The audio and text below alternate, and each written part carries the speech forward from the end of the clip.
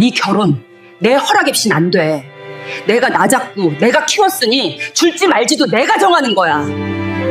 결혼식 7일 전 저는 엄마가 제 모든 웨딩 계약을 취소했다는 걸 알게 됐습니다. 장소, 케이터링, 꽃, 모든 것을요. 심지어 제 약혼자에게는 제가 정신적으로 문제 있는 애라며 인생 최대의 실수를 저지르는 거라고 말했죠. 엄마는 200명의 하객들이 텅 빈 예식장 앞에 서게 될 거라고 생각했겠죠.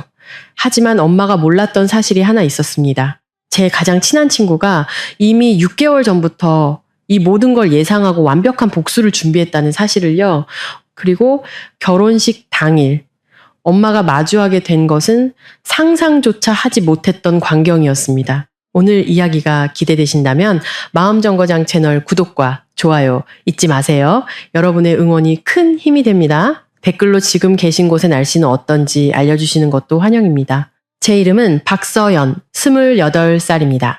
지금부터 제 인생을 송두리째 바꾼 그 일주일간의 기록을 시작하려 합니다. 이야기는 8개월 전 민준 씨가 저희 집 부엌에서 무릎을 꿇었던 그날 밤과 정확히 11분 뒤에 걸려온 엄마의 전화로부터 시작됩니다. 화요일 저녁이었어요. 근사한 레스토랑도 디저트에 숨겨진 반지도 없었죠. 그저 경기도 양평의 작은 저희 집 부엌에서 민준 씨는 7개월간 모은 돈으로 산 반지를 들고 서서 말했어요. 멋진 말은 준비 못했어. 그냥 매일 아침을 너와 함께 시작하고 싶다는 것만 알아. 저는 그 문장이 채 끝나기도 전에 응이라고 대답했어요. 우리는 부엌 바닥에 주저앉았어요. 저는 찬장에 등을 기댔고 그는 제 어깨를 감싸 안았죠. 저는 조명 아래서 손을 이리저리 돌려보며 작은 다이아몬드가 빛을 반사하는 모습을 계속 바라봤어요. 딱 11분 동안 세상은 완벽했습니다. 그때 제 전화가 울렸어요. 엄마였죠. 저는 여전히 미소 띈 얼굴로 전화를 받았어요. 엄마, 민준 씨가. 그래서 어디서 할 거니? 축하한다는 말도 놀라는 기색도 없었어요. 아, 서연아, 결혼식 말이야. 장소는 어디야? 지금 당장 알아야겠어. 제가 민준 씨를 쳐다보자 그가 고개를 기울여 듣는 시냠을 했어요. 엄마, 아직 아무것도 결정 안 했어. 방금 막. 그럼 지금부터 결정해야지. 그런 데는 1년 전부터 예약이 꽉 차. 내가 전화는 다 돌려볼게. 한 가지 설명해야 할 게 있어요. 제 평생 제가 내린 모든 결정은 엄마를 먼저 거쳐야 했습니다. 어느 대학을 갈지, 전공은 뭘 할지, 어떤 오피스텔을 구할지까지요. 제가 19살 때 아버지가 돌아가셨어요. 장례식장에서 엄마는 저를 끌어안고 속삭였죠. 이제 우리 둘뿐이야. 나한텐 네가 전부야. 그날 이후로 엄마에게 아니오라고 말하는 것은 홀로 남은 미망인을 버리는 것처럼 느껴졌습니다. 그래서 제가 우리끼리 계획하고 싶다고 말했을 때 엄마는 조용해졌어요. 4초. 저는 그 시간을 셌습니다. 그래, 엄마가 말했어요. 이해해. 이제 엄마는 필요 없겠지. 가슴이 꽉 조여왔습니다. 어릴 적 엄마가 제게 소프트웨어처럼 설치해둔 그 오랜 죄책감이 즉시 부팅되었죠. 아니야, 엄마. 당연히 필요하지. 엄마가 도와줬으면 좋겠어. 엄마가 만족스러운 듯 숨을 내쉬는 소리가 들렸어요. 부엌 건너편에서 민준 씨가 저를 지켜보고 있었어요. 그는 아무 말도 하지 않았지만 무언가 하고 싶은 말을 참을 때처럼 턱이 살짝 움직였죠. 그때는 몰랐지만 그 전화는 엄마가 오랫동안 기다려온 게임의 첫 수였습니다. 약혼 후 3개월, 엄마는 모든 것을 장악했습니다. 지하실에 물이 차오르듯 서서히 일어난 일이었죠. 알아차렸을 땐 이미 발목까지 물이 차 있었어요. 처음엔 제가 초등학교 3학년 담임이라 바쁘다는 핑계로 업체 몇 군데에 전화를 걸어주겠다고 제안했죠. 그러다 제게 말도 없이 시식회에 나타나기 시작했어요. 급기야 플로리스트 계정에 제 연락처를 자기 번호로 바꿔버렸죠. 저는 들꽃을 원했어요. 해바라기, 라벤더, 안개꽃, 자유분방하고 생기 넘치는 그런 꽃들이요. 엄마는 우아함을 위해 흰 장미를 주문했어요. 나중에 고마워하게 될 거야 라고 말하면서요. 저는 캐주얼한 출장 뷔페를 원했어요. 갈비찜과 잡채가 있는. 서연아, 결혼식에서 어떻게 뷔페를 차려. 사람들이 수군될 거야 라고 했죠. 저는 민준 씨 가족을 앞자리에 앉히고 싶었어요. 엄마는 자기 친구들로 앞 4줄을 채우도록 좌석표를 다시 짰습니다. 제가 아는 유일한 방법으로 부드럽게 반대하면 엄마는 거실 한복판에서 울음을 터뜨렸어요. 이미 손에 들고 있던 휴지로 눈가를 닦으면서요. 다 널 위해서 아름답게 만들어주려는 거잖아. 내 아빠도 이걸 원했을 거야. 저는 매번 무너졌습니다. 민준 씨는 자신의 공방에서 보내는 시간이 점점 길어졌어요. 불평은 하지 않았지만 가끔 작업대 앞에 서서 아무것도 만들지 않고 그저 벽만 응시하는 그를 보았죠. 어느 날 저녁 중학교 때부터 제 가장 친한 친구이자 들러리인 지원이가 상견례 계획을 짜러 저희 집에 왔어요. 지원이는 엄마가 제가 고른 센터피스 샘플을 모두 다른 것으로 교체하는 것을 지켜봤죠. 엄마에겐 아무 말도 하지 않았지만 나중에 현관에서 제 팔을 붙잡았어요. 서연아, 나 한번 믿어줘. 아직은 아무것도 묻지 말고. 저는 어색하게 웃었어요. 무슨 소리야. 지원이는 그저 제 손을 꽉 쥐고 떠났습니다. 그때는 이해하지 못했어요. 결혼식 2달 전 엄마가 민준 씨와 단둘이 점심을 먹자고 했어요. 가족끼리 할 얘기가 있다고 했죠. 저는 좋은 신호라고 생각했어요. 하지만 그날 오후 집에 돌아온 민준 씨는 부엌 식탁 맞은편에 앉았어요. 그는 두 손을 깍지 꼈죠. 항상 그렇듯 신중하게 말을 골랐지만 어깨에 밴 긴장을 볼 수 있었어요. 어머님이 서연이 네가 대학교 때 크게 아팠던 적이 있다고 하시더라. 위장이 쿵 하고 내려앉았어요. 정신적으로 문제 있는 애라는 표현을 쓰셨어. 저는 그를 멍하니 쳐다봤어요. 세상이 기우는 것 같았죠. 엄마는 이렇게 말했대요. 우리 딸은 자기를 감당할 수 있는 사람이 필요해. 이서방 정말 감당할 수 있겠어? 입을 열었지만 아무 말도 나오지 않았어요. 네, 맞아요. 아버지가 돌아가신 후 대학교 2학년 때 힘든 시기를 보냈어요. 상담을 받았고 극복했죠. 비밀은 아니었지만 무기는 더더욱 아니었어요. 엄마는 그걸 무기로 삼은 거죠. 그래서 뭐라고 대답했어? 제가 속삭였어요. 민준 씨는 저를 똑바로 쳐다보며 말했어요. 저는 문제점을 보지 않아요. 어머님 밑에서 살아남은 사람을 볼 뿐입니다. 가슴속에서 무언가 금이 갔어요. 고통이 아니라 더 따뜻한 무언가가요. 그 말을 듣고 그냥 가셨어. 시키신 냉커피도 다 안 드시고 그가 말했어요. 20분 뒤 제 전화가 울렸어요. 엄마였죠. 민준이가 점심때 나한테 무례하게 굴었어. 걔 널 가족들한테서 고립시키려는 거야, 서연아. 그런 남자들이 꼭 그래. 가구 만드는 목수, 변변한 직업도 없고 야망도 없고. 엄마, 그 사람은 자기 손으로 가구를 만드는 사람이야. 내 아버지는 대기업 부장이었어. 아빠는 이제 안 계시잖아. 침묵. 그리고 아주 조용히 감히 그 얘기를 나한테 꺼내 엄마는 전화를 끊었어요. 저는 부엌에 앉아 휴대폰을 들고 2가지 진실의 버전 사이에서 갈팡질팡했어요. 저를 보호하려는 엄마의 진실과 제가 절대 떠나지 못하게 하려는 진짜 진실 사이에서요. 그때는 몰랐지만 이건 엄마 계획의 첫 단계에 불과했어요. 소문은 작게 시작됐어요. 결혼 6주 전 머리를 다듬으러 늘 가던 시내 미용실에 갔을 때였죠. 14살 때부터 제 머리를 만져준 원장님이 저를 의자에 앉히고 거울 너머로 가까이 다가왔어요. 서연 씨, 괜찮아? 어제 어머님이 오셨는데 집안이 평탄치 않다고 하시더라고. 저는 눈을 깜빡였어요. 정확히 뭐라고 하시던가요? 원장님은 망설였어요. 그냥 서연 씨가 많이 힘들어하고 민준 씨가 좋은 짝이 아닐 수도 있다고. 저는 미소를 지었어요. 속이 녹아내릴 때 짓는 그런 미소를요. 괜찮아요, 원장님. 정말로요. 하지만 괜찮지 않았어요. 다음날 장을 보러 마트에 갔더니 계산대의 아주머니가 전에 본 적 없는 눈빛으로 저를 쳐다봤거든요. 동정. 순도 100%의 동정이었죠. 서연 학생. 힘들면 언제든 얘기해. 저는 무슨 말을 들었는지 묻지 않았어요. 이미 알고 있었으니까요. 양평은 그리 크지 않아요.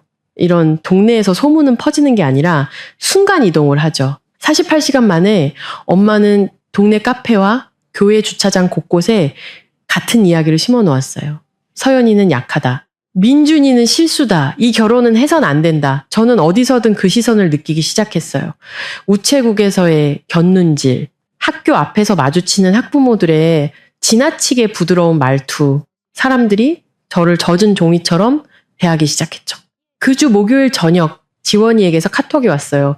이번 주에 엄마가 무슨 짓을 하든 절대 반응하지 마. 진짜야. 날 믿어. 저는 화면을 쳐다봤어요. 무슨 소리야. 무섭게. 점 3개가 나타났다가 사라지기를 반복했어요. 좋아. 무서워야 신경 쓰게 되니까. 지원이는 더 이상 설명하지 않았고 저도 왠지 모르게 더 묻지 않았어요. 무언가 수면 아래에서 움직이고 있었지만 저는 아직 볼 수 없었죠. 5주 전 엄마는 민준 씨 어머니께 전화를 걸었어요. 하지만 저는 그 사실을 시어머니로부터 직접 듣지 않았어요. 민준 씨를 통해 알게 됐죠. 토요일 아침 9시 어머님이 긴장되고 조심스러운 목소리로 민준 씨에게 전화했어요. 민준아, 혹시 서연이에 대해 내가 알아야 할 게 있니? 민준 씨는 스피커폰으로 바꾸어 저도 들을 수 있게 했어요. 어머님이 계속 말씀하셨어요. 어젯밤에 사부인께서 전화를 하셨어. 서연이가 발작이라는 단어를 쓰시더구나. 대학교 때 정신과 치료를 받았고 정서적으로 불안정해서 걱정된다고 손이 차가워졌어요. 네가 어떤 애랑 결혼하는지 알아야 한다고 하시면서 민준아, 그냥 들은 대로 전하는 거야. 서연이를 감정적으로 불안정한 아이라 부르셨어. 저는 민준 씨 얼굴을 봤어요. 표정은 변하지 않았지만 관자놀이 근처 근육이 굳어졌죠. 엄마, 그가 말했어요. 서연이는 아버님 돌아가시고 힘들어서 상담 몇 번 받은 게 다예요. 사모님께서 그걸 왜곡하시는 거예요. 어머님은 잠시 침묵했어요. 그래 아들, 네 말 믿는다. 하지만 너무나 설득력 있게 말씀하셨어. 우시기까지 했단다. 물론 우셨겠죠. 민준 씨는 전화를 끊고 저를 돌아봤어요. 처음으로 그의 눈에서 인내심이 아닌 다른 것을 보았어요. 명확함이었죠. 서연아, 어머님은 널 보호하려는 게 아니야. 널 소유하려는 거야. 그가 옳다는 걸 알아요. 어쩌면 몇 년 전부터 알고 있었을지도 몰라요. 하지만 햇살이 비치는 토요일 아침 우리 집 부엌 바닥에서 그 말을 직접 들으니 다르게 들렸어요. 그리고 진실처럼 들렸죠. 이 일로 엄마랑 싸우지 마. 엄마가 원하는 게 바로 그거야. 제가 말했어요.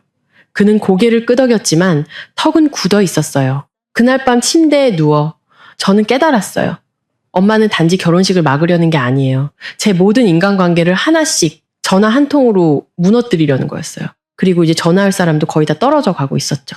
결혼식에 대해 아무도 말해주지 않는 사실이 있어요. 돈은 첫 댄스가 시작되기도 전에 사라진다는 거죠.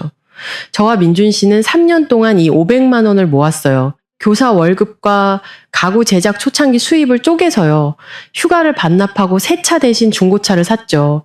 모든 돈에 꼬리표가 붙어 있었어요. 꽃 220만 원, 케이터링 480만 원, 예식장 계약금 350만 원, DJ, 사진작가, 대여비, 케이크, 나머지도 금방 채워졌죠. 대부분의 업체는 30일 이내 취소 시 위약금 규정이 있어요. 우리는 이제 그 기간 안으로 들어왔죠. 만약 결혼식이 무산되면 우리는 거의 모든 것을 잃게 돼요. 어느 날 저녁 저는 부엌 식탁에 앉아 노트북으로 예산안을 보고 있었어요.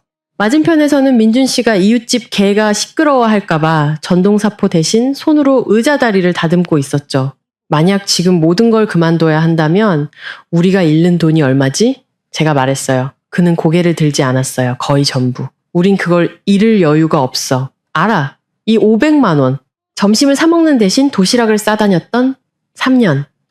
주말에도 일했던 민준 씨의 3년. 그 돈은 우리의 시작이 될 예정이었어요. 집 계약금, 비상금, 미래. 그런데 지금 그 돈은 제 행복이 자신의 행복에 위협이 된다고 생각하는 한 여자가 통제하는 계약서 속에 묶여 있었죠. 저는 노트북을 덮었어요. 손바닥으로 눈을 눌렀죠. 내가 무언가 하지 않으면 돈도 잃고 200명 하객들 앞에서 체면도 잃고 너희 어머니 신뢰도 잃고 저는 손을 내렸어요. 그리고 나 자신도 잃게 돼. 민준 씨가 사포질을 멈췄어요. 날 잃지는 않아. 알아. 그럼 방법을 찾으면 돼. 저는 고개를 끄덕였지만 조용한 부엌에 앉아 생각했어요. 이게 바닥이구나. 이보다 더 나빠질 순 없겠지. 제가 틀렸었어요. 결혼식 7일 전 월요일 점심시간에 책상에 앉아 채점을 하다가 플로리스트에게 전화를 걸기로 했어요. 그냥 간단한 확인 차원이었죠. 전화벨이 2번 울렸어요. 네, 매그놀리아 플라워입니다. 안녕하세요, 박서연인데요. 이번 주 토요일 예약 거는 확인차 전화드렸어요. 잠시 정적이 흘렀어요. 너무 긴 정적이었죠. 고객님, 그 예약은 3일 전에 취소되었습니다. 손에 쥔 연필이 멈췄어요. 네? 무슨 말씀이세요? 어머님께서 전화하셔서 결혼식이 취소되었다고 하셨는데요. 저는 전화를 끊었어요. 손가락이 떨렸지만 케이터링 업체에 전화를 걸었어요. 네, 서연 씨, 목요일에 취소 접수되었습니다. 어머님께서 저는 또 전화를 끊었어요. 예식장에 전화했어요. 죄송합니다. 서연 고객님. 어머님께서 전화로 예약을 취소하셨어요. 가족회의에서 결정된 사항이라고. 저는 그녀가 말을 끝내게 두지 않았어요. 책상에 앉아 휴대폰을 멍하니 바라봤어요. 발밑에 땅이 꺼지는 기분이었어요. 금이 가는 게 아니라 파도에 씻겨나가는 모래처럼 녹아내렸죠. 엄마에게 전화했어요. 기다렸다는 듯이 첫 울음에 받았어요. 엄마, 내 결혼식 취소했어? 실수를 취소한 거지. 그건 엄마가 결정할 일이 아니야. 너에 관한 모든 건 내가 결정해, 서연아. 저는 책상 모서리를 꽉 잡았어요. 내가 널 키웠어. 엄마의 목소리는 평탄하고 고르게 말했어요. 내가 널 먹였고 네 아빠도 나 혼자 묻었어. 이 결혼 줄지 말지도 내가 정하는 거야. 제 안에서 무언가 변했어요. 분노는 아직 아니었어요. 더 차가운 무언가. 28년 동안 잠들어 있다가 이제 막 눈을 뜬 무언가였죠. 아니, 제가 말했어요. 그렇지 않아. 저는 전화를 끊었어요. 손은 여전히 떨렸지만 제 목소리는 흔들림이 없었어요. 그 사실이 엄마가 방금 한 말보다 저를 더 놀라게 했어요. 교실은 아주 조용했어요. 22명의 3학년 아이들은 운동장에 나가 있었고 저는 폐허 속에 홀로 앉아 있었죠. 어떻게 운전해서 집에 왔는지 기억나지 않아요. 기억나는 건 부엌 바닥, 원피스를 통해 전해지는 타일의 차가운 감촉, 그리고 시간이 멈춘 듯 아주 느리게 움직이던 벽 위에 네모난 오후 햇살뿐이었어요. 울지 않았다는 게 이상한 점이었어요. 그저 거기에 앉아 있었죠. 식기세척기에 등을 기댄 채, 가방도 어깨에 그대로 맨 채 허공을 응시하고 있었어요. 민준 씨가 팔뚝에 톱밥을 묻힌 채 공방에서 들어왔을 때 저를 그렇게 발견했어요. 그는 저를 보더니 무슨 일이냐고 묻지 않고 그저 제 옆바닥에 앉았어요. 어깨가 맞닿을 만큼 가까이에요. 10분, 어쩌면 15분이 흘렀어요. 냉장고가 웅웅거렸죠. 엄마가 다 취소했어. 제가 마침내 말했어요. 모든 업체를. 전부 다. 그는 동요하지 않았어요. 언제? 3일 전에. 나 몰래. 그의 손이 제 손을 찾았어요. 거칠고 따뜻한 손바닥이었죠. 오늘 아침엔 나한테 그랬어. 줄지 말지도 자기 마음이라고. 우리 결혼식을 자기 거라고. 민준 씨는 잠시 말이 없었어요. 그런 방법을 찾아야지. 7일 남았어, 민준 씨. 꽃집도 케이터링도 예식장도 없어. 새로 구할 돈도 없고. 알아. 엄마는 내가 실패하길 원해. 그 문장이 살아있는 생물처럼 방 안에 머물렀어요. 난생 처음으로 소리내어 말한 문장이었죠. 민준 씨가 휴대폰을 꺼냈어요. 지원 씨한테 전화할게. 그가 번호를 눌렀어요. 지원이가 받았죠. 민준 씨는 짧게 상황을 설명했어요. 업체 취소됨. 엄마 소행. 7일 남음. 지원이는 들었어요. 전화기 너머로 들리는 침묵은 충격의 침묵이 아니었어요. 차분한 침묵이었죠. 알았어. 오빠 서연이 바꿔줘. 민준 씨가 제게 휴대폰을 건넸어요. 서연아, 잘 들어. 지금부터 어떤 업체에도 전화하지 마. 엄마한테도 전화하지 마. 나한테 48시간만 줘. 그날 밤 제가 소파에서 잠 아닌 잠에 빠져들었을 때 민준 씨의 전화가 울렸어요. 그는 부엌에 있었죠. 그가 전화를 받고 목소리를 낮추는 소리가 들렸어요. 저는 움직이지 않았어요. 아주 나중에 그는 제게 무슨 일이 있었는지 말해줬어요. 엄마가 밤 10시 47분에 그에게 전화했대요. 걔 대학교 때 크게 아팠던 거 이야기 전부 다 들었어요? 3주 동안 침대에서 나오지도 못했어. 기말고사도 놓치고 내가 직접 가서 데려와야 됐다고. 걘 스트레스를 감당 못해, 민준 씨. 무너져 버릴 거야. 뒷수습은 전부 자네 몫이 될 거고. 민준 씨는 엄마가 말하게 뒀어요. 지금이라도 발 빼. 자네는 괜찮은 사람 같던데 걔 때문에 인생 망치지 말라고. 민준 씨는 조용히 휴대폰의 통화 녹음 버튼을 눌렀어요. 한국은 대화 당사자 간의 녹음이 합법이라는 걸 알고 있었죠. 그게 전부인가요, 어머님? 그가 차분하게 말했어요. 난 자네를 도우려는 거야. 알겠습니다. 그는 전화를 끊고 파일을 저장했어요. 그날 밤 제게는 말하지 않았죠. 제가 간신히 버티고 있다는 걸 알았고 한 번 더 충격을 받으면 무너질지도 모른다고 생각했으니까요. 다음날 아침 그는 출근 전에 지원이의 오피스텔로 갔어요. 녹음 파일을 켜서 지원이에게 건넸죠. 지원이는 들었어요. 표정 변화 없이요. 녹음이 끝나자 그녀는 민준 씨를 보며 말했어요. 이게 바로 내가 필요했던 거야. 민준 씨가 물었어요. 무슨 계획이야, 지원아? 그녀는 휴대폰을 손바닥에 탁탁 치며 말했어요. 보험 같은 거? 사부님은 절대 취소 못하는 보험. 그녀는 더 이상 설명하지 않았고 민준 씨는 민준 씨답게 제가 그랬던 것처럼 그녀를 완전히 믿었어요. 지원이는 제게 48시간을 기다리라고 했어요. 제 인생에서 가장 긴 48시간이었죠. 하지만 저는 아직 몰랐어요. 그녀가 이 순간을 위해 6개월 동안 준비해왔다는 것을요. 결혼 5일 전 지원이가 서류가 묵직하게 든 파일 폴더를 들고 저희 집에 나타났어요. 그녀는 민준 씨가 청혼했던, 제가 모든 계약 취소 사실을 알게 되었던, 올해의 모든 전환점이 일어났던 바로 그 부엌 식탁에 앉아 폴더를 열었어요. 서연아, 할 말이 있어. 그리고 내가 말 끝날 때까지 아무 반응도 하지 말고 들어줘. 제가 고개를 끄덕였어요. 6개월 전 내 엄마가 결혼 준비를 돕겠다고 자원한 그날 나는 예비 계획을 세우기 시작했어. 저는 그녀를 멍하니 쳐다봤어요. 6개월 전 너 대학교 졸업식 기억나? 내 엄마는 40분이나 늦게 와서는 주차 문제로 네 룸메이트 부모님이랑 싸움을 시작했지. 피로연 내내 네 교육학 하기는 시간 낭비고 차라리 경영학을 했어야 했다고 떠들었잖아. 너 화장실에서 울었고 내가 등 두드려줬지. 나 그날 스스로에게 약속했어. 다시는 네 엄마가 네 인생의 중요한 순간을 망치게 두지 않겠다고. 그녀는 인쇄된 계약서를 꺼냈어요. 푸른 숲 가든, 양평 시내에서 12분 거리에 있는 개인 정원이었죠. 지원이의 이벤트 기획사 시절 친구가 운영하는 곳이었어요. 계약서에는 지원이의 이름으로 6개월 전에 서명돼 있었어요. 계약금 200만 원. 지원이의 돈이었죠. 내 돈을 썼다고 목소리가 갈라졌어요. 너라도 나한테 똑같이 했을 거잖아. 계약서 날짜를 봤어요. 6개월 전. 엄마가 업체 연락을 맡겠다라고 나선 바로 그 주에 이걸 시작한 거였어요. 지원이는 저보다 그 누구보다 먼저 이 사태를 예견했던 거죠. 민준 씨는 팔짱을 낀 채 싱크대에 기대서 있었어요. 마치 지원이가 벽이라도 뚫고 온 사람처럼 쳐다보고 있었죠. 내 엄마가 미워서 이런 게 아니야. 널 사랑해서 그런 거지. 지원이가 말했어요. 저는 할 말을 잃었어요. 눈물만 흘렀죠. 몇 달 만에 처음으로 슬프지 않은 눈물이었어요. 지원이는 마치 작전실에서 브리핑하는 장군처럼 폴더를 넘겼어요. 꽃, 이천에 있는 들꽃마루, 들꽃, 해바라기, 라벤더. 그녀가 저를 봤어요. 네가 원래 원했던 그대로. 저는 손으로 입을 막았어요. 케이터링, 김사장네 바비큐, 돼지고기 바비큐, 옥수수빵, 훈제 양지, 유리병에 담긴 매실차. 민준 씨가 짧게 웃음을 터뜨렸어요.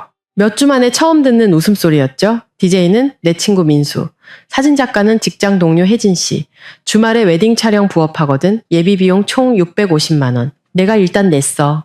넌 나중에 편할 때 갚아. 제가 고개를 저었어요. 지원아, 협상 불가야. 그녀는 다음으로 넘어갔어요. 하객 명단. 내 엄마가 연락처 관리하기 전에 네가 약혼 초기에 공유해줬던 원본 명단이야. 200명 이름, 전화번호, 이메일 주소. 내가 전부 따로 데이터베이스로 만들어놨어. 그녀는 계획을 설명했어요. 결혼식 날 아침, 그녀가 단체 문자를 보내고 가장 중요한 하객 15명에게는 직접 전화를 할 거라고요. 민준 씨 가족, 제 작은아버지, 가장 친한 친구들. 메시지 내용은 이랬어요. 신랑 신부를 위한 서프라이즈로 예식 장소가 업그레이드 되었습니다. 새 주소로 오후 3시까지 와주세요. 서프라이즈로 포장할 계획이었죠. 그럼 우리 엄마는 제가 물었어요. 지원이가 제 눈을 마주쳤어요. 원래 주소를 받게 될 거야. 오직 원래 주소만. 방안이 조용해졌어요. 그리고 한 명 더 불렀어. 지원이가 조심스럽게 말했어요. 온라인 뉴스 인사이트의 김민지 기자님. 친구들이 구해낸 감동의 결혼식, 지역사회의 따뜻한 사랑 이야기 같은 기획 기사로 기자님은 아직 네 엄마에 대한 자세한 내막은 몰라. 그냥 훈훈한 이야기로만 알고 있어. 저는 망설였어요. 카메라까지 동원하는 건 되돌릴 수 없는 한 걸음처럼 느껴졌거든요. 지원이가 제 표정을 읽었어요. 지금 결정할 필요는 없어. 하지만 서연아, 네 엄마가 먼저 맘카페에 글을 올렸어. 먼저 공론화한 건 엄마야. 이건 그냥 진실이 제자리를 찾아가는 것뿐이야. 한편으로는 죄책감이 들었지만 다른 한편 엄마가 28년간 침묵시켰던 제 안의 다른 부분은 오랜만에 느껴보는 감정을 느꼈어요. 해방감이었죠. 그날 밤 잠을 이루지 못했어요. 옆에서 민준 씨가 고른 숨을 내쉬는 동안 저는 침대에 누워 제 인생의 필름을 거꾸로 돌려봤어요. 엄마가 자신의 이야기로 만들어버렸던 모든 생일, 제 16생일 파티에서 자신의 고관절 수술 소식을 발표했던 그 해, 제가 이룬 모든 성취를 깎아내렸던 순간들. 교사는 좋지. 근데 평생 직업은 아니잖아. 민준 씨 이전에 엄마가 쫓아냈던 모든 남자친구들, 그들 모두 부족하다고 말해서 결국 제가 문제라고 믿게 만들었죠. 그리고 아버지, 심장마비로 돌아가시기 3일 전 제가 자란 집 부엌 싱크대 앞에서 제게 하신 마지막 말씀. 서연아, 누구도 널 작아지게 만들게 두지 마라. 아빠라도 말이다. 그때는 이해하지 못했어요. 이제는 알 것 같았죠. 새벽 6시 지원이에게 전화했어요. 그렇게 하자. 확실해? 확실해. 좋아. 오늘부터 모든 걸 가동할게. 전화를 끊고 한 통의 전화를 더 걸었어요. 작은 아버지.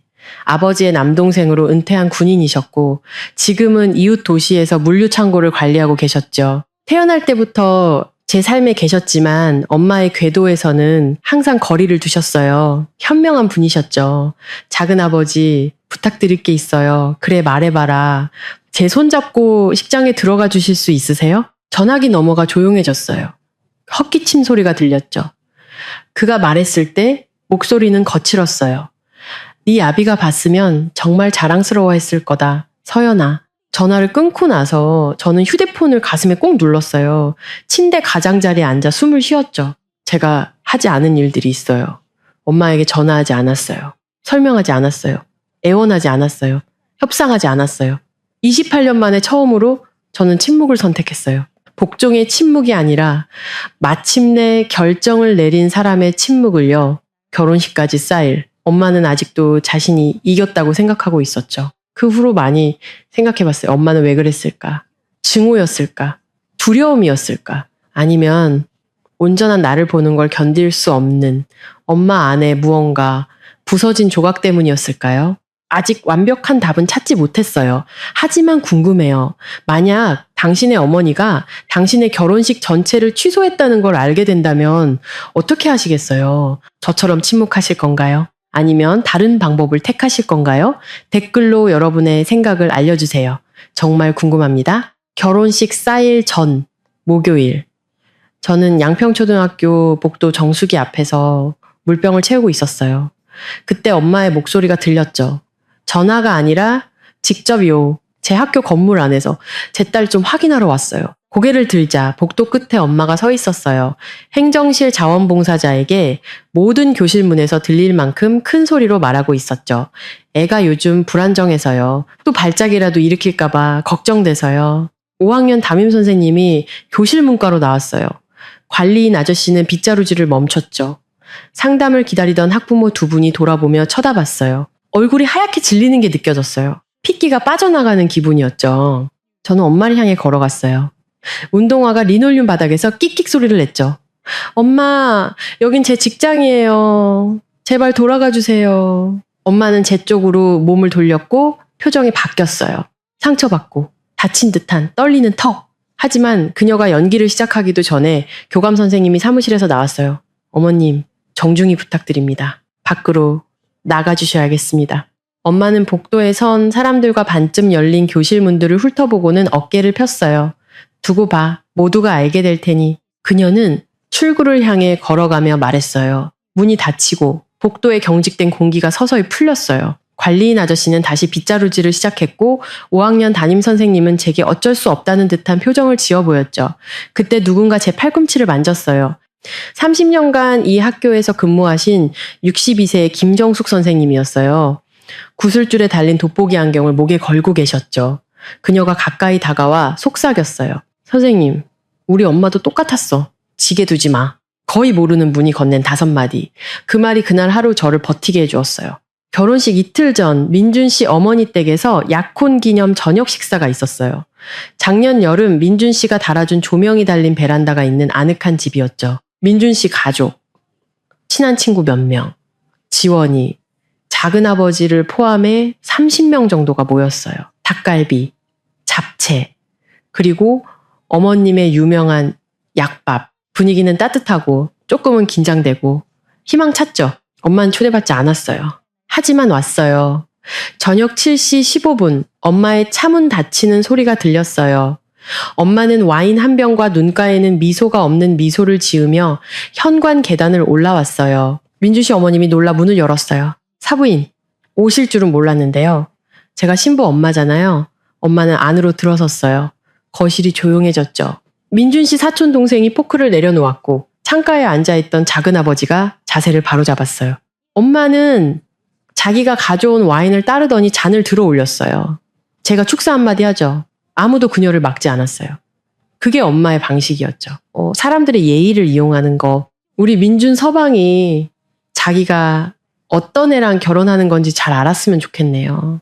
이 결혼 제 집중력보다 오래 갈지 모르겠으니 웅성거림. 방 안에 모두가 숨을 죽였어요. 민준 씨 어머님이 일어섰어요. 목소리는 비단에 감싼 쇠 같았죠. 사부인, 그만하세요. 엄마는 와인을 한 모금 마시고 잔을 내려놓더니 방 안에 30개의 얼굴을 둘러봤어요. 할 말은 했습니다. 그녀는 밖으로 나갔어요. 현관문이 퀭 닫혔죠. 침묵, 그리고 식탁 밑에서 민준 씨의 손이 제 손을 찾았어요. 그가 꽉 쥐었고 저도 마주 쥐었죠. 민준 씨 어머님이 방을 가로질러 제 의자 옆에 몸을 숙였어요. 눈가가 촉촉했죠. 그녀가 속삭였어요.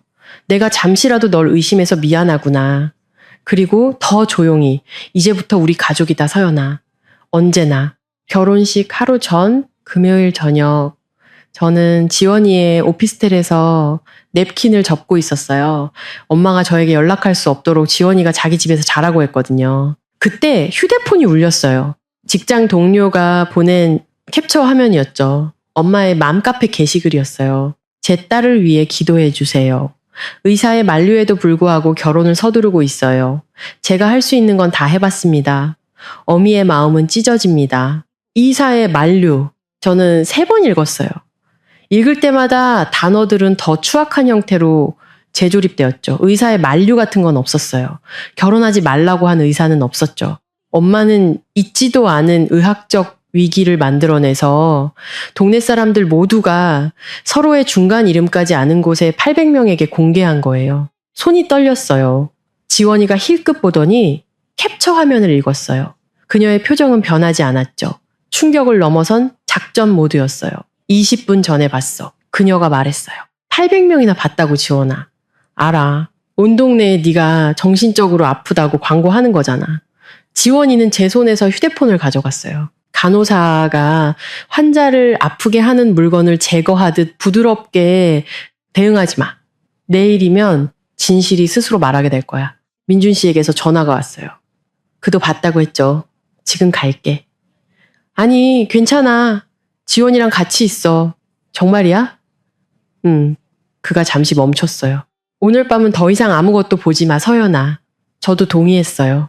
지원이는 제 휴대폰을 부엌 서랍에 넣어버렸어요. 그녀는 캐모마일 차를 끓였고 우리는 소파에 앉아 별말 없이 같은 공간에서 숨을 쉬었어요. 그날 밤 지원이의 손님방 침대에 누워 천천히 도는 천장 선풍기를 보며 눈을 뜬 채 누워 있었어요. 내일은 다를 거야. 더 이상 두렵지 않았어요. 무언가 조용히 변했어요. 자물쇠에 열쇠가 들어맞는 것처럼요. 처음으로 저는 명확하게 볼 수 있었어요.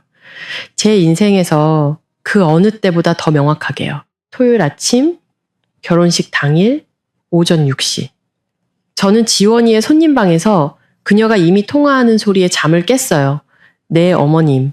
신랑 신부를 위한 서프라이즈로 장소가 업그레이드 되었어요. 새 주소는 푸른숲 가든 경기도 양평군 백운길 412번지입니다.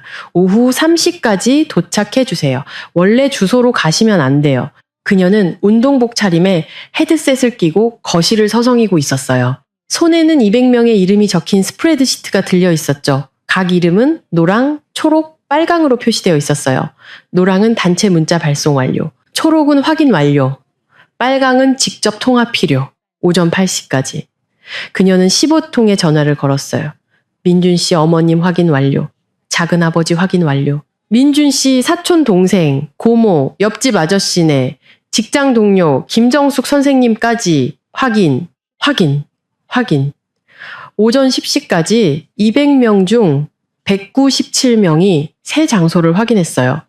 3명은 불참이었죠. 아이가 아픈 사람, 여행 중인 사람, 엄마의 방해 공작과는 아무 관련 없는 불참이었어요. 연락 명단에 아예 없는 단 한 사람. 저희 엄마는 문자도 전화도 새 주소도 받지 못했어요. 엄마가 아는 한 결혼식은 그녀가 취소한 원래 장소, 그 텅 빈 부지에서 열릴 예정이었죠. 나시빗이 저는 지원이의 침실에서 드레스를 입었어요. 심플한 아이보리색 무릎 기장의 레이스 소매 드레스였죠. 서울의 한 빈티지 샵에서 6만 원에 샀어요. 엄마는 그걸 중고의 수치라고 불렀지만 저는 제 것이라고 불렀어요. 오후 1시 반 작은아버지가 도착했어요. 회색 정장에 구두는 반짝였고 눈가는 이미 붉어져 있었죠. 저를 보더니 문가에 멈춰 섰어요. 세상에, 서연아, 꼭 네 아비 결혼식 날 모습 같구나. 고집 세고 아름다운 모습. 지원이가 시계를 보고 명단을 확인하고 저를 봤어요. 준비됐어?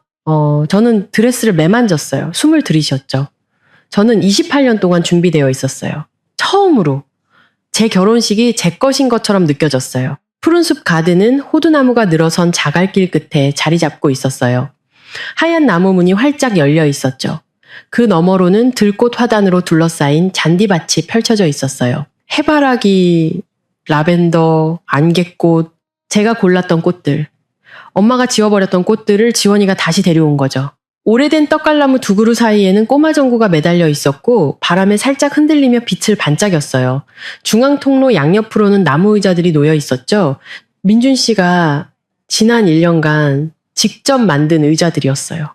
주말마다 하나씩 그의 공방에 쌓여 있었죠. 저는 그가 그저 바쁘게 지내는 줄로만 알았는데 그는 저 모르게 우리의 결혼식을 짓고 있었던 거예요. 바비큐 그릴에서는 이미 연기가 피어오르고 있었어요. 김 사장님 본인이 직접 데님 앞치마를 두르고 훈연기를 돌보고 있었죠. 돼지고기 바비큐, 옥수수빵, 유리병에 담긴 매실차. 제가 꿈꿨던 그대로였어요. 하객들은 2시 30분부터 도착하기 시작했어요. 문을 들어서며 다들 멈춰 섰죠. 거의 모든 사람들이요. 어떤 분은 가슴에 손을 얹었고 어떤 분은 믿을 수 없다는 듯 웃었어요. 옆집 아주머니는 남편에게 속삭였죠. 원래 장소보다 훨씬 좋네.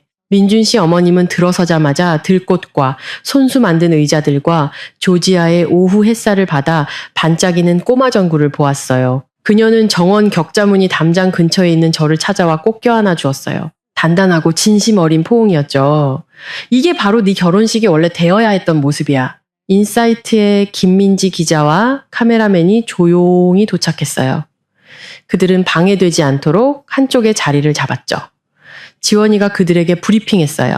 우정과 지역사회에 대한 따뜻한 이야기. 지금으로선 그들이 알아야 할 건 그게 전부였어요. 어릴 적부터 이웃이었던 81세 할머니께서 멋진 모자를 쓰고 저를 찾아와 두 손을 잡았어요. 네 아버지가 보고 계실 게다. 얘야, 난 알아. 저는 할머니의 말을 믿었어요. 200개의 의자, 197명의 하객. 그리고 이 모든 것이 존재하지 않기를 바랐던 단 한 사람만이 자리에 없었죠. 오후 3시, 오후의 햇살이 황금빛으로 변했어요. 작은아버지가 통로 끝에서 제 팔을 잡았어요. 군인답게 단단한 손길이었지만 손은 떨리고 있었죠. 천천히 걸어라, 소중하게. 그가 속삭였어요. 음악이 시작됐어요. 웅장한 오케스트라가 아니라 기타 소리였죠. 지원이의 친구가 떡갈나무 아래 의자에 앉아 민준 씨와 제가 처음 데이트하던 날 그의 공방에서 춤췄던 노래를 연주하고 있었어요. 바닥엔 톱밥이 그대로 있었죠. 제가 앞으로 나아가자 200개의 얼굴이 돌아봤어요. 어떤 얼굴은 미소 짓고 있었고 어떤 얼굴은 이미 울고 있었죠. 민준 씨 어머님은 손수건으로 코를 막았고 김정숙 선생님은 셋째 줄에서 제게 작고 꾸준하고 확신에 찬 고갯짓을 보냈어요. 민준 씨가 통로 끝에 서 있었어요. 두 손을 앞으로 모으고 있었죠. 눈가는 붉었고 그는 그걸 숨기지 않았어요. 그는 제게 단 한 번도 무언가를 숨긴 적이 없었죠. 작은아버지가 저를 민준 씨에게 데려다주고 그의 손을 잡으며 말했어요. 내 조카 잘 부탁하네. 안 그러면 나한테 혼날 줄 알게. 민준 씨가 고개를 끄덕였어요. 네, 아버님. 줄에는 지난달 이 결혼식을 위해 온라인으로 자격증을 딴 민준 씨의 대학 친구가 맡았어요. 짧은 축사, 설교 없는 간단한 식이었죠. 그리고 서약, 민준 씨가 먼저였어요. 가정이라는 단어에서 목소리가 한번 갈라졌죠. 제 차례. 저는 카드에서 읽지 않았어요. 그를 바라보며 몇 달간 담아두었던 말을 했어요. 나는 당신을 선택합니다. 구원받아야 해서가 아니라 마침내 내가 조건 없이 사랑받을 자격이 있다는 걸 알기 때문입니다. 나는 행복해지기 위해 누구의 허락도 필요하지 않아요. 더 이상은요. 정원은 새소리마저 멈춘 듯 고요해졌어요. 민준 씨의 손이 제 손을 찾았죠. 주례가 우리를 부부로 선언했어요. 우리는 떡갈나무 아래서 키스했고 꼬마 전구가 흔들렸어요. 197명의 사람들이 자리에서 일어났죠? 그들의 박수 소리가 파도처럼 정원을 가득 채웠어요. 그리고 어딘가 차로 12분 떨어진 곳에서는 텅 빈 부지가 침묵 속에 기다리고 있었죠. 오후 3시 15분, 차로 12분 떨어진 곳. 저는 나중에 작은아버지와 경비원 아저씨와 김민지 기자의 영상을 통해 자세한 내용을 알게 되었어요. 엄마는 3시 15분쯤 원래 예식장에 도착했어요. 외관이 중요하기에 항상 흠없이 관리하던 은색 세단을 주차하고 남색 원피스에 진주 귀걸이를 하고 내렸죠. 슬픔에 잠긴 복장이 아니었어요. 승리에 찬 복장이었죠. 엄마는 부지를 향해 걸어갔어요. 텅 비어 있었죠. 텐트도 의자도 꽃도 케이터링도 없었어요. 취소된 업체들, 텅 빈 예식장, 딸의 꿈이 지워진 곳. 엄마의 머릿속에서는 서연이가 굴욕을 당하고 기어서 돌아와 다시 엄마를 필요로 하는 것으로 이야기가 끝났을 거예요. 그러다 주위를 둘러봤어요. 차도 도착하는 하객도 없었어요. 혼란스러워하는 친척들도 전화하며 우는 사람도 없었죠. 아무도 없었어요. 미소가 사라지고 엄마는 휴대폰을 꺼내 제게 전화했어요. 5번 울리고 음성 사서함으로 넘어갔죠. 지원이에게 전화했어요. 음성 사서함. 민준 씨 어머니께 전화했어요. 음성 사서함. 연락처를 뒤져 민준 씨 사촌 동생에게 전화했어요. 음성 사서함. 옆집 아주머니 음성 사서함. 제 직장 동료 음성 사서함. 7통, 8통, 9통. 단 한 통도 받지 않았어요. 엄마는 그 텅 빈 부지 한가운데 서서 귀에 휴대폰을 댄 채 천천히 한 바퀴 돌았어요. 해는 뜨거웠고 매미는 시끄러웠죠. 그리고 엄마는 완전히 철저히 혼자였어요. 저는 그 순간 엄마의 심정이 어땠을지 상상해봐요. 엄마가 모든 것을 이해한 바로 그 순간. 미소가 사라지고 깨달음이 잔잔한 물에 돌멩이가 떨어지듯 내려앉은 그 순간. 엄마는 제가 무너지는 걸 보러 왔어요. 대신 텅 빈 들판에 서서 번호를 계속 돌렸고 아무도 받지 않았죠. 결국 누군가 받긴 했어요. 민준 씨의 먼 친척인 74세 할머니였는데 귀가 잘 안 들려서 엄마에게 알리지 말라는 메모를 이해하지 못하셨나 봐요. 6번째 벨소리에 받았죠. 어머, 사부인. 문자 못 받으셨어요? 결혼식 푸른숲 가든에서 하는데 백운길에 있는 예쁜 곳. 엄마는 대답 없이 전화를 끊었어요. 25분 뒤 엄마는 양평의 모든 과속 단속 카메라에 찍혔을 거예요. 엄마의 은색 세단이 푸른숲 가든의 자갈길을 긁으며 올라왔어요. 하얀 문과 나무 사이로 보이는 꼬마 전구를 봤겠죠. 음악 소리, 웃음소리, 잠 부딪히는 소리, 그리고 조지아의 공기를 타고 흐르는 바비큐의 달콤하고 훈훈한 냄새를 맡았을 거예요. 그리고 주차를 했어요. 문으로 걸어갔죠. 굽이 자갈에 살짝 박혔어요. 입구에 한 남자가 서 있었어요. 지원이의 친구, 키 190cm의 차분한 얼굴을 한 클립보드를 든 남자였죠. 그는 미리 지시를 받았어요. 안녕하십니까 여사님. 청첩장 좀 보여주시겠습니까? 엄마는 자세를 바로잡았어요. 제가 신부 엄마예요. 남자는 명단을 내려다봤어요. 위에서 아래까지 꼼꼼히 훑었죠. 그가 고개를 들었어요. 죄송합니다, 여사님. 명단에 성함이 없으시네요. 엄마는 그를 멍하니 쳐다봤어요. 입이 열렸다가 닫혔죠. 뭔가 착오가 있었나 보군요. 착오 없습니다, 여사님. 2번 확인했습니다. 문 너머로 의자들과 들꽃들과 유리병들과 웃고 있는 하객들이 보였어요. 제 드레스 뒷모습도 보였죠. 제 허리를 감싼 민준 씨의 팔도 보였어요.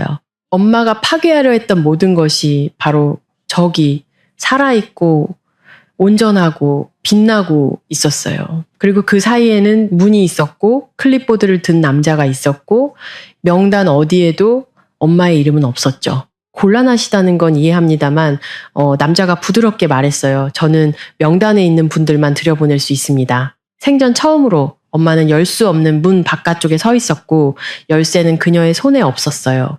엄마는 조용히 떠나지 않았어요. 이 부분은 김민지 기자의 영상으로 짜맞췄죠. 그 영상은 2주 뒤에 딱 한 번 보고 다시는 보지 않았어요. 엄마의 목소리가 높아졌어요. 처음엔 차분하다가 날카로워지고 결국엔 날 것 그대로가 되었죠. 이건 내 딸 결혼식이야. 내가 걔 엄마라고. 남자는 움직이지 않았어요. 두 손을 앞으로 모으고 중립적인 표정을 유지했죠. 그는 이런 상황에 대비해 훈련받았어요. 지원이는 모든 것을 생각했죠. 여사님, 이해합니다만 제게는 권한이. 권한? 내가 잼 나았어. 문 근처에 몇몇 하객들이 고개를 돌렸어요. 민준 씨 고모가 옆 사람에게 무언가 속삭였죠. 옆집 아주머니는 천천히 고개를 저었어요. 엄마는 자신을 보는 얼굴들을 봤어요. 동정도, 혼란도 아닌 알아차림의 눈빛이었죠. 그들은 엄마가 무슨 짓을 했는지 알고 있었어요. 지원이의 장소 변경 메시지는 명확했거든요. 가족 중 한 분의 갑작스러운 업체 취소로 인해 결혼식 장소가 변경되었습니다. 모두가 그 가족 중 한 분이 누구인지 알고 있었죠. 그때 엄마는 카메라를 봤어요.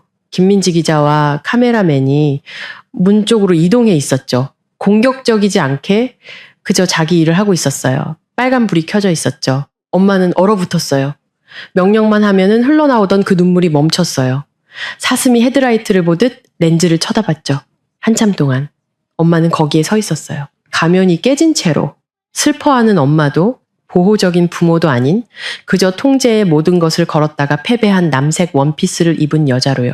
엄마는 돌아서서 차로 걸어가 문을 열고 차에 타서 떠나버렸어요. 뒤돌아보지 않았죠. 정원 안에서 저는 춤을 추고 있었어요. 민준 씨가 잔디 위에서 어설픈 스텝으로 저를 이끄는 동안 친구가 기타를 연주했고 해가 지면서 꼬마 전구가 켜졌어요. 저는 엄마가 왔었다는 것도 떠났다는 것도 몰랐어요. 지원이가 디저트 테이블 근처에 서서 문을 지켜보고 있었어요. 은색 세단이 자갈길 아래로 사라지는 것을 봤죠. 그녀는 매실차 잔을 들어 한 모금 마시고 댄스 플로어로 돌아왔어요. 승리감도 고소함도 없이 그저 평화롭게 엄마 오셨었어. 지원이가 며칠 뒤에 말해줬어요. 그리고 가셨어. 넌 아무것도 놓치지 않았어. 그날 저녁의 나머지는 제가 그토록 갈망했던 평범함으로 가득 찼어요.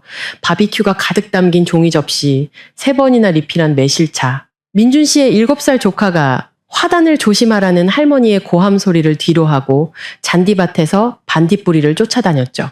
우리는 케이크를 잘랐어요. 2단 버터크림 케이크 위에 작은 들꽃 다발이 있었죠. 케이크 토퍼는 제가 직접 만들었어요. 지난달 민준 씨가 조각해준 작은 나무 인형 2개였죠. 그는 제가 그의 작업대 위 나무 부스러기를 눈치채지 못했다고 생각했지만 저는 알고 있었어요. 민준 씨 어머님이 축사를 하러 일어섰어요. 사람들 앞에 나서는 걸 즐기는 분이 아니었기에 그녀가 헛기침을 하고 정원이 조용해졌을 때 그건 의미가 있었죠. 제가 말주변이 없어서요. 하지만 이 말은 꼭 하고 싶네요. 우리 가족이 된 걸 환영한다, 서연아. 이번엔 진짜로. 몇몇이 웃었고 몇몇은 울었어요. 저는 둘 다 했죠. 다음은 작은아버지 차례였어요. 그는 잔을 굳게 들었지만 목소리는 떨렸죠. 우리 형님이 항상 서연이는 제 길을 찾을 거라고 했지. 그가 잠시 말을 멈추고 침을 삼켰어요. 형님이 옳았어. 박수는 부드러웠어요. 함성이 아니라 마치 처마에 떨어지는 빗소리처럼 따뜻하고 고른 소리였죠. 저는 긴 나무 테이블에 앉아 있었어요. 작년에 민준 씨가 고객을 위해 만들었다가 그냥 간직하기로 한 테이블이었죠. 주위를 둘러봤어요. 작은 조지아 마을. 꼬마 정구 아래 들꽃 가득한 정원에서 바비큐를 먹는 200명의 사람들. 누구도 연기하지 않았고 누구도 체면을 차리지 않았고 누구도 제가 무너질까 봐 지켜보지 않았어요. 제 인생 처음으로. 축하 행사가 인질로 잡히지 않았죠. 테이블 건너편에서 지원이와 눈이 마주쳤어요. 그녀가 유리병을 들어 올렸고 저도 들어 올렸죠. 하지만 우리는 아무 말도 하지 않았어요. 그럴 필요가 없었죠. 제 인생에서 빼앗기지 않은 첫 번째 축하였습니다. 그날 밤 늦게 마지막 하객이 떠나고 텅 빈 정원에 꼬마 전구만 부드럽게 깜빡일 때 민준 씨와 저는 우리 집 현관 계단에 앉아 있었어요. 저는 신발을 벗었고 그의 넥타이는 느슨했죠. 밤 공기는 제스민과 남은 훈연 냄새가 섞여 있었어요. 보여줄 게 있어. 그가 말했어요. 그는 휴대폰을 꺼내 오디오 파일을 열었어요. 6일 전 밤 10시 47분 날짜였죠. 네가 이미 무너지기 직전이라서 전에는 안 들려줬어. 그가 재생 버튼을 눌렀어요. 엄마의 목소리가 어두운 현관을 채웠어요. 걔 대학교 때 크게 아팠던 거 이야기 전부 다 들었어요. 걘 스트레스를 감당 못해. 무너져 버릴 거야. 지금이라도 발 빼. 자네 인생 망치지 말라고. 녹음이 끝났어요. 귀뚜라미 소리가 그 자리를 대신했죠. 저는 그 목소리와 함께 앉아 있었어요. 저를 재워주던 목소리, 제게 이야기를 읽어주던 목소리, 제가 너무 연약하고 부서지고 상처받아서 아무도 사랑할 수 없을 거라고 말했던 그 목소리가 따뜻한 밤 공기 속에 떠다녔어요. 난 문제 있지 않아. 제가 말했어요. 한 번도 그런 적 없었어. 민준 씨는 반박하지 않고 그저 기다렸어요. 이거 김민지 기자한테 보내고 싶어. 그가 저를 봤어요. 정말이야? 엄마가 먼저 맘카페에 올렸잖아. 800명한테. 내가 정신적으로 아프다고 했어. 온 동네에 내 결혼이 실수라고 말했고 저는 두 손을 모았어요. 엄마를 망신 주려는 게 아니야. 그냥 사람들이 엄마의 진짜 목소리를 듣게 하고 싶은 것뿐이야. 알았어.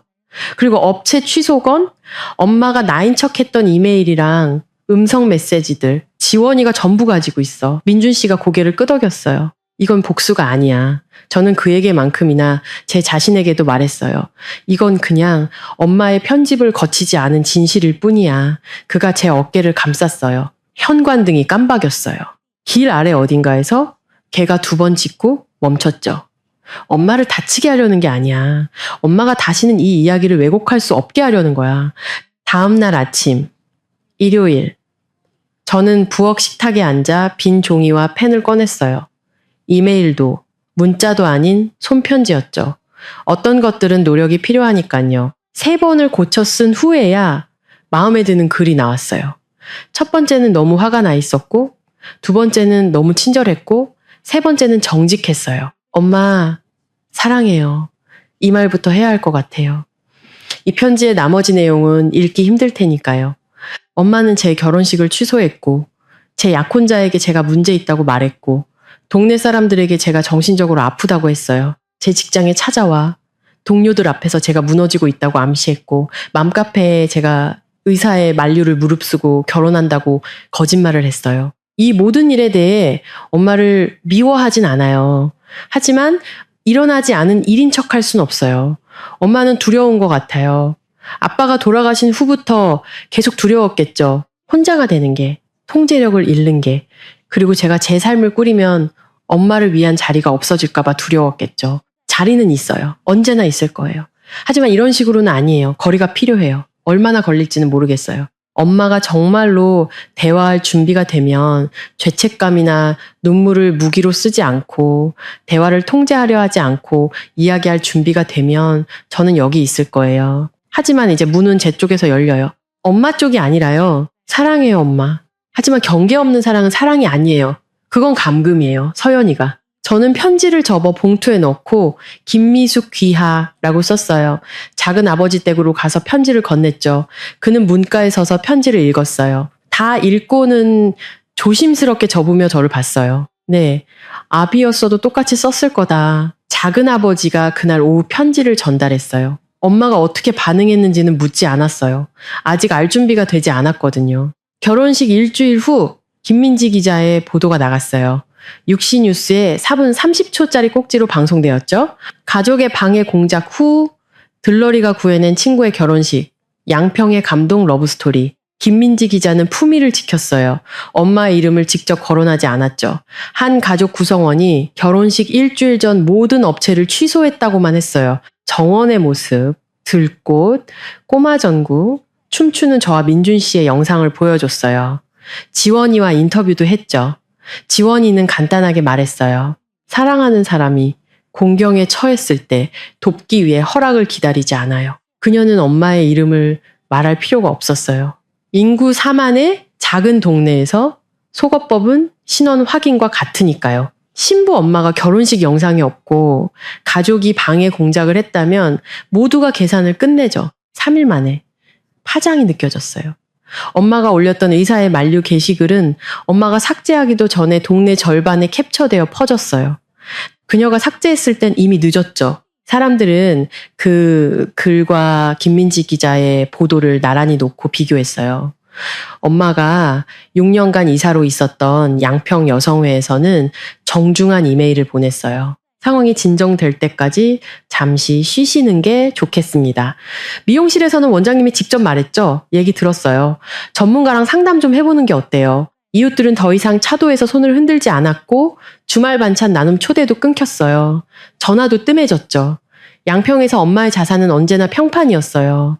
헌신적인 미망인, 희생적인 어머니, 모든 것을 감당하는 여자. 그 자산은 이제 가치가 없어졌죠. 동네 맘카페에 누군가 모두가 생각하는 바를 썼어요. 난 항상 그분이 헌신적인 엄마인 줄 알았다. 알고 보니 헌신과 통제는 겉보기엔 똑같구나. 그 다음 이야기는 작은 아버지를 통해 들었어요. 작은 아버지는 그럼에도 불구하고 엄마를 챙기셨죠. 돌아가신 형님의 아내였으니까요. 엄마는 결혼 2주 후 수요일 밤 작은 아버지에게 전화해서 울었대요. 그것들이 내 딸을 나한테서 등 돌리게 했어. 작은 아버지는 돌려 말하지 않았어요. 누가 등 돌리게 한 게 아니에요, 형수님. 형수님이 밀어낸 거지. 내 자식이야. 나한테 권리가 있어. 사랑할 권리는 있지만 소유할 권리는 없어요. 엄마는 전화를 끊었다가 20분 뒤에 다시 걸어서는 더 차분하게 다른 각도로 접근하려 했대요. 지원이라는 애가 다 조종한 거야. 걔가 서연이를 나한테서 이간질했어. 지원 양은 형수님이 망치려던 결혼식을 구한 겁니다. 친목. 작은아버지는 엄마가 여성회의 옛 친구 몇 명에게 전화했다고 말해줬어요. 딸과 딸의 통제적인 친구에게 쫓겨났다고요. 익숙한 서사였죠. 피해자인 엄마, 오해받는 순교자인 엄마. 하지만 이번에는 아무도 속지 않았어요. 모두가 맘카페 글을 받고 모두가 김민지 기자의 보도를 봤으니까요. 엄마에게 필요한 건 동정이 아니라 진짜 도움이었죠. 어느 날 저녁 작은아버지가 엄마 집 앞을 지나가는데 부엌에 불이 켜져 있었대요. 창문 너머로. 엄마가 식탁에 홀로 앉아 낡은 사진첩을 보고 있었다고 해요. 엄마와 아빠의 젊고 웃고 부서지지 않았던 시절의 결혼 앨범이었죠. 작은아버지는 제가 듣고 싶어 하지 않을까봐 조심스럽게 이 이야기를 전했어요. 저는 들었어요. 엄마가 도움을 받았으면 좋겠어요. 진심이었어요. 엄마를 용서해서가 아니라 누군가 물에 빠져 죽어가면서도 자존심 때문에 구명조끼를 외치지 못하는 모습이 어떤 건지 알기 때문이었죠. 저는 작은아버지에게 말했어요. 엄마가 상담 치료를 받기로 동의하면 저도 가족 상담에 한 번은 같이 가겠다고요. 딱 한 번. 그게 제 제안이었어요. 용서가 아니라 조건이었죠. 그리고 지금 제가 줄 수 있는 가장 관대한 것이었어요. 돈 문제는 대부분 해결되었어요. 민준 씨와 저는 엄마가 저를 4층에 취소했던 원래 업체들에 연락했어요. 영수증과 엄마가 박서연으로 서명한 이메일, 제 이름을 사용한 음성 메시지들을 증거로 가져갔죠. 플로리스트와 케이터링 업체 모두 증거를 검토하고 동의했어요.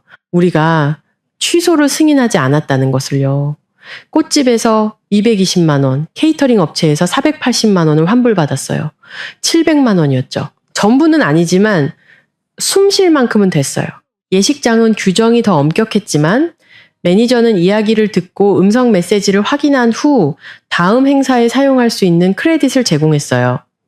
민준 씨가 말했죠. 결혼 1주년 파티 때 쓰자. 저는 오랜만에 웃었어요. 우리는 2달 안에 지원이에게 650만 원을 갚았어요.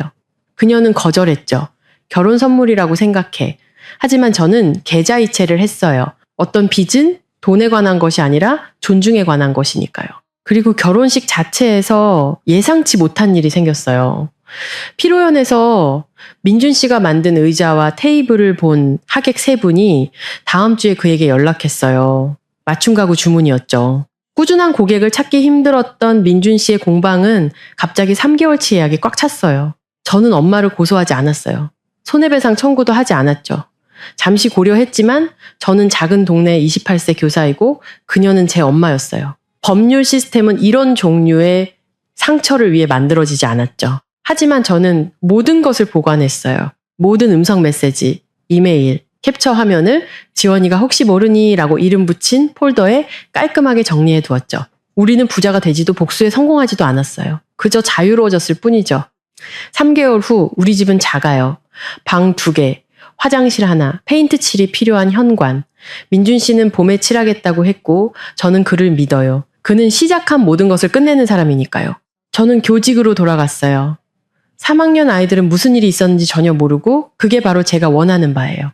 아이들은 구구단과 누가 교실 햄스터에게 밥을 줄지에만 관심이 있죠. 그게 제 삶에서 가장 저를 현실에 붙들어 매주는 일이에요. 복도에서 지게 두지 마! 라고 속삭여 주셨던 김정숙 선생님은 매주 금요일 제 책상에 컵케이크를 하나씩 두고 가기 시작했어요.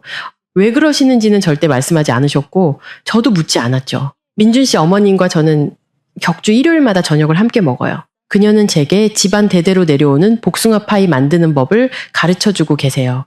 잉크가 발에가는 낡은 색인 카드에 손으로 쓴 레시피였죠.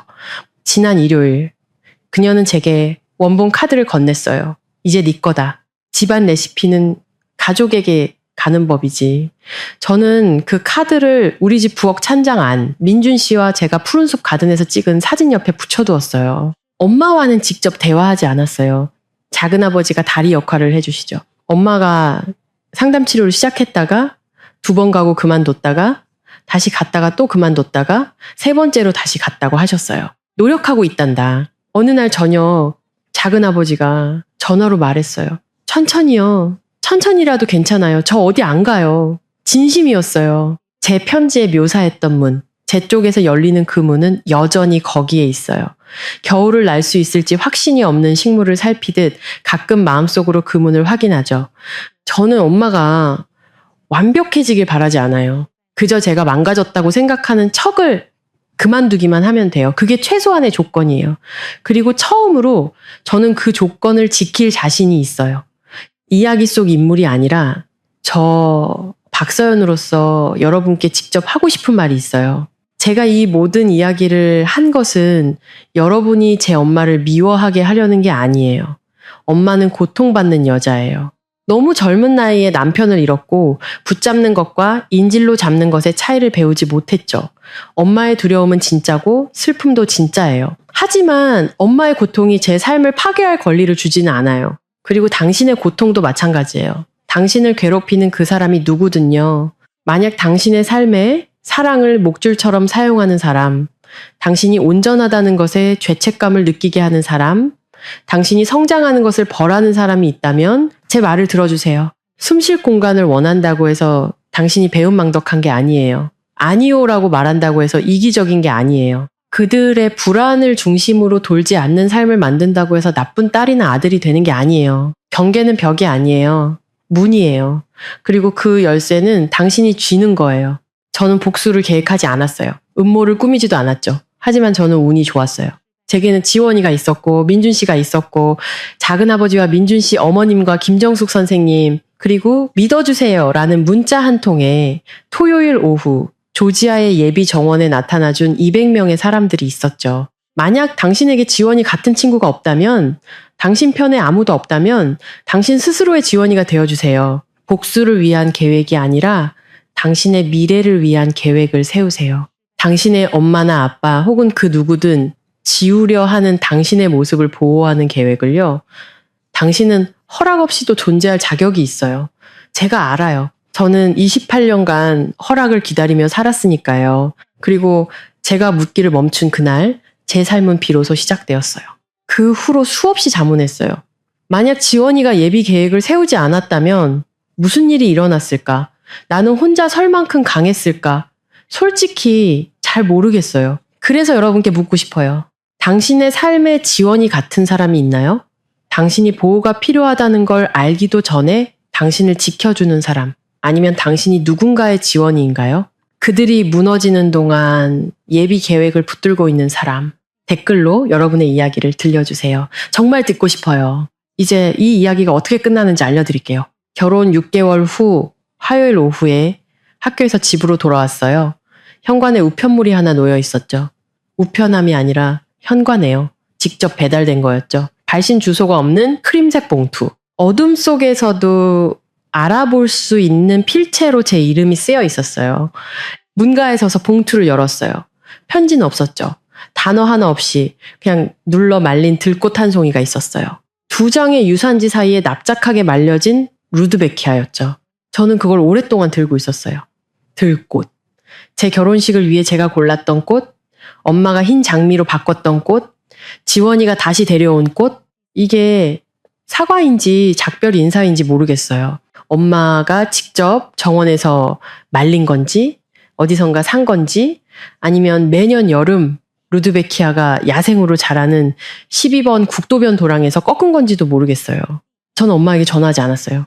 아직 준비가 안 됐어요. 어쩌면 엄마도 아직 준비가 안 됐겠죠? 저는 꽃을 안으로 가져가 책장에 올려뒀어요. 우리 결혼 사진에 기대어 세워놨죠. 떡갈나무 아래 꼬마 전구를 배경으로 들꽃이 가득한 곳에 서 있는 민준 씨와 저. 엄마는 아무 말도 하지 않았어요. 그리고 어쩌면 그게 엄마가 몇 년 만에 한 가장 친절한 일일지도 몰라요. 민준 씨가 공방에서 들어왔어요. 팔뚝엔 톱밥이 묻어 있었죠. 그가 책장에 서 있는 저를 봤어요. 괜찮아? 응, 괜찮아. 저는 돌아섰어요. 부엌 창문 너머로. 늦은 오후에 햇살이 뒷마당에 쏟아져 내렸어요. 다시 시작되는 민준 씨의 테이블톱 소리, 이웃집 개 짖는 소리, 호두나무 어딘가에서 우는 흉내 집박이 소리가 들렸죠. 제 이름은 박서연입니다. 이제 29이고 처음으로 제 삶은 제 것입니다. 마지막까지 저와 함께 해주셔서 감사합니다. 이 이야기가 여러분의 마음에 무언가를 남겼다면 좋아요와 구독을 눌러주세요. 제가 부탁해서가 아니라 이런 이야기를 더 듣고 싶으시다면요. 설명란에 여러분이 공감하실 만한 다른 이야기 링크를 걸어두었어요. 5년간 시댁 식구들에게 외면당하다가 한 번의 추석 저녁 식사가 모든 것을 바꾼 한 여성에 관한 이야기입니다. 정말 좋은 이야기예요. 지금 여러분이 어디에 계시든 여러분의 양평이 어떤 모습이든 여러분만의 푸른숲 가든을 찾으시길 바랍니다. 다음 이야기에서 뵐게요.